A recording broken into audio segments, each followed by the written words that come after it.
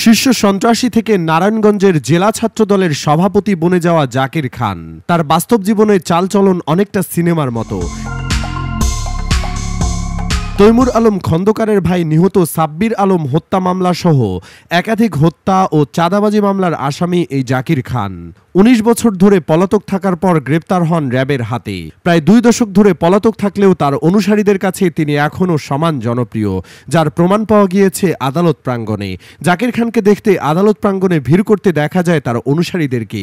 কে এই জাকির খান, কিভাবে এবং কাদের ছত্রছায়ায় জাকির খান হয়ে উঠেছিলেন দুর্ধর্ষ সন্ত্রাসী? চলুন আজকের ভিডিওতে আপনাদেরকে জানিয়ে দেই সন্ত্রাসী থেকে জেলা ছাত্র দলের সভাপতি বনে যাওয়া জাকির খানের রহস্যময় জীবন সম্পর্কে। ১৯৮৯ সালে নাসিম ওসমানের হাত ধরে এরশাদের নেতৃত্বাধীন জাতীয় পার্টির ছাত্র সমাজে যোগ দিয়ে নারায়ণগঞ্জের ছাত্র রাজনীতি নিয়ন্ত্রণ করতে থাকেন জাকির খান। তার পিতা দৌলত খান ছিলেন তৎকালীন টানবাজার পতিতালয়ের গডফাদার। ১৯৯১ সালে বিএনপি ক্ষমতায় আসার পর জাকির খানের সাথে নাসিম ওসমানের বিরোধ বাধে। এরপর বিএনপি নেতা কামাল উদ্দিন মৃধার নেতৃত্বে ১৯৯৪ সালে বিএনপিতে যোগদান করেন। ১৯৯৫ সালে দেওভোগ এলাকার আরেক সন্ত্রাসী দয়াল মাসুদকে শহরের সোনার বাংলা মার্কেটের পেছনে প্রকাশ্যে গুলি করে দুর্ধর্ষ সন্ত্রাসী হিসেবে পরিচিতি পান জাকির খান। ১৯৯৬ সালে বিএনপি সরকারের আমলে খাজা সুপারমার্কেটে হামলা ও ভাঙচুরে দায়েরকৃত মামলায় ৭ বছরের সশ্রম কারাদণ্ড পেয়ে জেলে যান তিনি, কিন্তু তৎকালীন রাষ্ট্রপতি শাহাবুদ্দিন আহমেদের সাধারণ ক্ষমায় তিনি মুক্ত হন। একই সময় ঘনিষ্ঠতা বাড়তে থাকে তৎকালীন স্বরাষ্ট্রমন্ত্রী আব্দুল মতিন চৌধুরীর সাথে। দুজনের সম্পর্ক এতটাই ঘনিষ্ঠ হয়ে যায় যে স্বরাষ্ট্রমন্ত্রী আব্দুল মতিন চৌধুরীর নাতি হিসেবে পরিচিত হয়ে ওঠেন জাকির। ১৯৯৬ সালে আওয়ামী লীগ সরকার ক্ষমতায় আসার ৭ মাসের মাথায় কাশীপুর বাংলাবাজার এলাকায় এক ঠিকাদারের কাছ থেকে চাঁদা দাবির অভিযোগে দায়েরকৃত মামলায় দ্বিতীয় দফায় জাকির খানের ৫ বছরের সশ্রম কারাদণ্ড হয়। আওয়ামী লীগের ৪ বছর জাকির খান জেলেই কাটান। ১৯৯৯ সালে জামিনে স্বল্প সময়ের জন্য জেল থেকে বের হয়ে জাকির খান জেলা ছাত্র দলের সভাপতি পদটি পেয়ে যান। সভাপতি হওয়ার উল্লাসে বিশাল গাড়িবহর নিয়ে নারায়ণগঞ্জ এলাকায় অস্ত্রের মহড়া দেন। এরপর ২০০০ সালে তত্ত্বাবধায়ক সরকার ক্ষমতায় আসার পর অস্ত্রের মহড়া দেওয়ার কারণে আবারও গ্রেপ্তার হন জাকির খান। ২০০১ সালে বিএনপি সরকার ক্ষমতায় আসার পরও প্রায় ৫ মাস জেলে কাটান তিনি। তৈমুর আলম খন্দকারের ছোট ভাই সাব্বির আলম খন্দকার।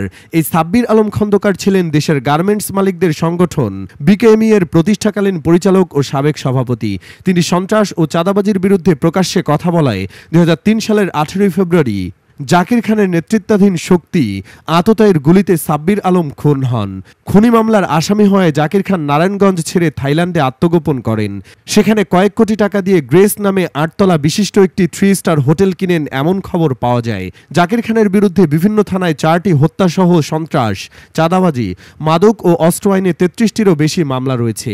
থাইল্যান্ড থেকে তিনি বহু চেষ্টার পর গোপনে দেশে ফিরে এসেছিলেন। দেশে ফিরে জাকির খান ভাটারা থানার বসুন্ধরা আবাসিক এলাকায় আত্মগোপনে ছিলেন এবং গোপন সংবাদের ভিত্তিতে তাকে সেখান থেকে গ্রেফতার করে র্যাব। প্রায় ২ বছর পলাতক থেকে গ্রেফতার হওয়ার পর তার অনুসারীদের কাছে তিনি সমান জনপ্রিয় ছিলেন এবং এখনও রয়েছেন, যার প্রমাণ পাওয়া গিয়েছে আদালত প্রাঙ্গণে। জাকির খানকে দেখতে তার মুক্ত দাবি নিয়ে আদালত প্রাঙ্গণে হাজির হতে দেখা যায় তার অনেক অনুসারীদের। বিএনপি নেতা মির্জা আব্বাসকেও তার মুক্তি চাইতে দেখা গেছে।